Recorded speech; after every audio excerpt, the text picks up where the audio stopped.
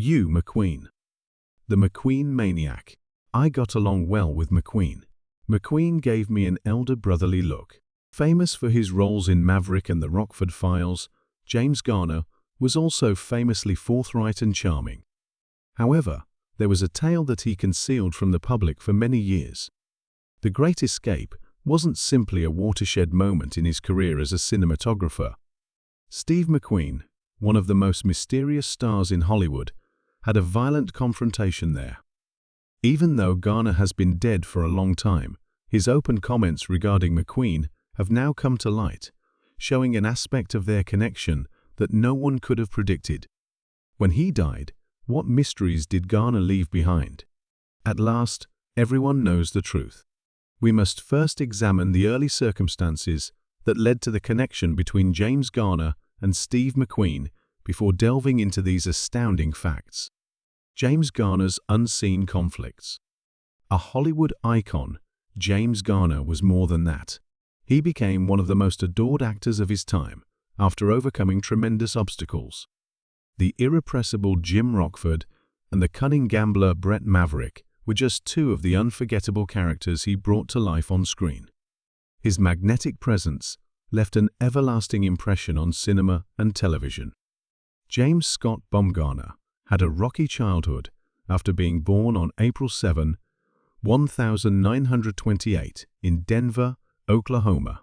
Tragically, his mother died at the young age of 5 as a result of a botched abortion while he was growing up in the Great Depression.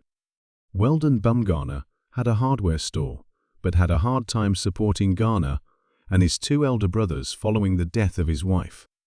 After the family hardware store burned down, Weldon resorted to alcohol, which had disastrous consequences. Singing for food was a common punishment for Garner and his brothers, who suffered from malnutrition and abuse. Despite Weldon's eventual remarriage, the boy's misery persisted.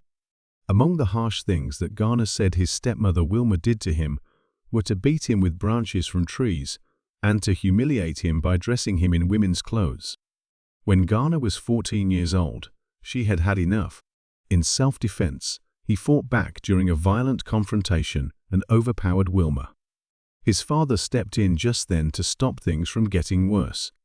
Unfortunately, it was too late.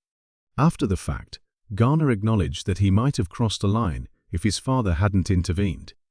James and his siblings were left to fend by themselves when Weldon completely abandoned the family not long after. In spite of his troubled childhood, Garner persevered. He dabbled in a number of odd occupations before leaving the Merchant Marine abruptly owing to his severe seasickness. Ironically, for a man doomed to greatness in Hollywood, he even had a stint as an underwear model. The United States military enlisted Garner in 1950, served in the 24 Division's 5D Regimental Combat Team, and was sent to Korea. The Korean War was a trying period for him. He was wounded by friendly fire months later after being wounded by shrapnel from a mortar bombardment just 2 days after arriving. Despite the 2 Purple Hearts he received for his injuries, Garner chose to downplay his valor and hardly spoke about his service. His strong dislike to garlic, which he developed while serving in the military, is a lesser-known but fascinating oddity of Garner's life. Unexpectedly, his survival was aided by this sensitivity. Garner once stayed away from a poisoned unit meal because of the garlic in it, even though nobody knew it was poisoned. Additionally, Garner's lightning reflexes saved lives.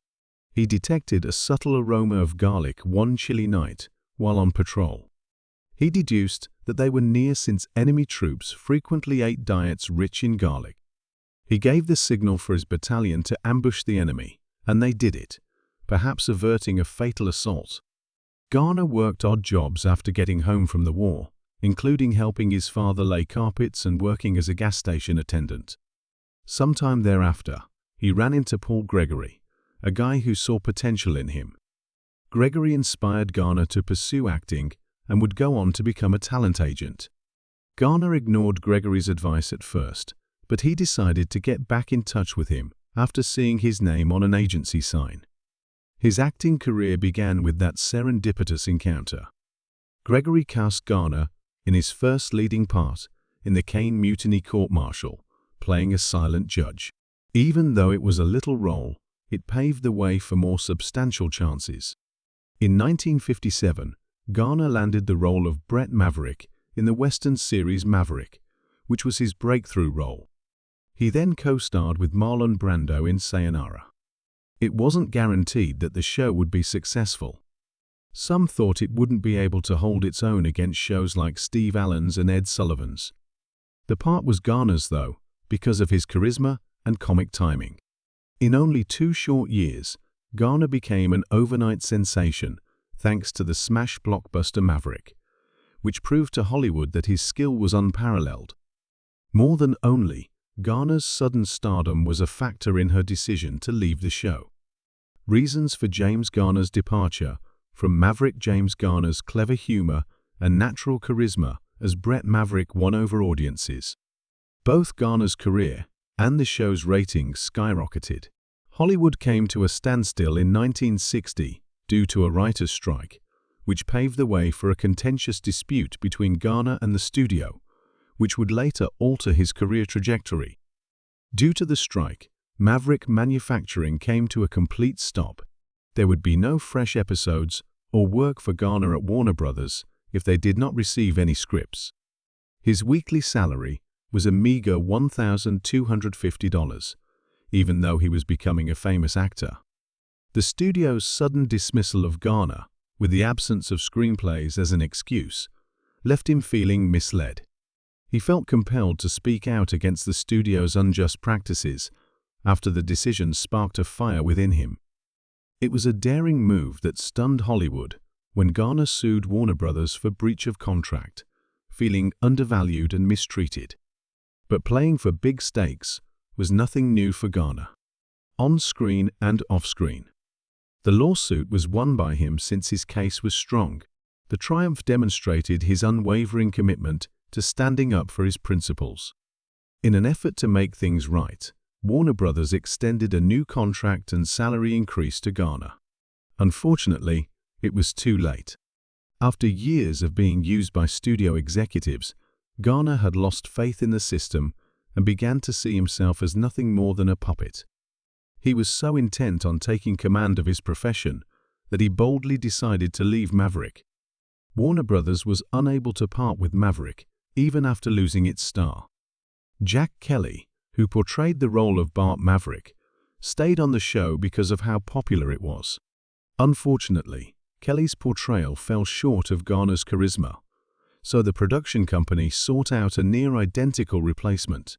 Come on in unheralded actor Robert Colbert, who looked just like Garner.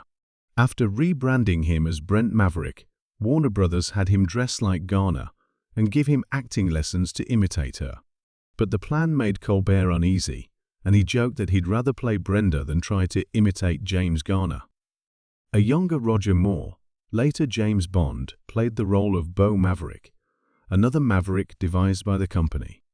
The show blew a great chance by treating the Maverick cousins as independent plot points, even if the concept of numerous cousins sounded interesting. The series suffered due to this disjointed approach, and in the end, Moore and Colbert both left. Jack Kelly would be left to carry the program solo in its last season.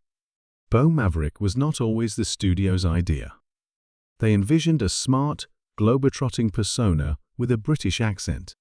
Sean Connery, a young actor on the rise, was contacted for the part. Connery even traveled to Hollywood to explore the role, but he ultimately declined, opting to concentrate on more significant projects, such as the James Bond series, which would solidify his position in cinematic history. Roger Moore, who had previously portrayed Bo Maverick in The Alaskans, was cast in the role. Interestingly, Warner Bros. Used scripts from Maverick for The Alaskans because the show similarly encountered problems during the writers' strike. People took note of this budget decrease. After only 37 episodes, the show was cancelled because Moore himself noticed that the plots were rehashed. Garner wasn't finished with Maverick, even if his departure signaled the end of an era for the character. The 1994 film adaptation of Maverick, directed by Richard Donner, starred Mel Gibson as Brett Maverick. The movie was a faithful recreation of the show, down to the mix of action and comedy, as Gibson embodied Garner's charisma. Marshall Zane Cooper, played by James Garner, was an appropriate addition to the group and would grow in importance during the film. The appearance of Garner added a feeling of familiarity and continuity, strengthening the bond between the picture and its television origins.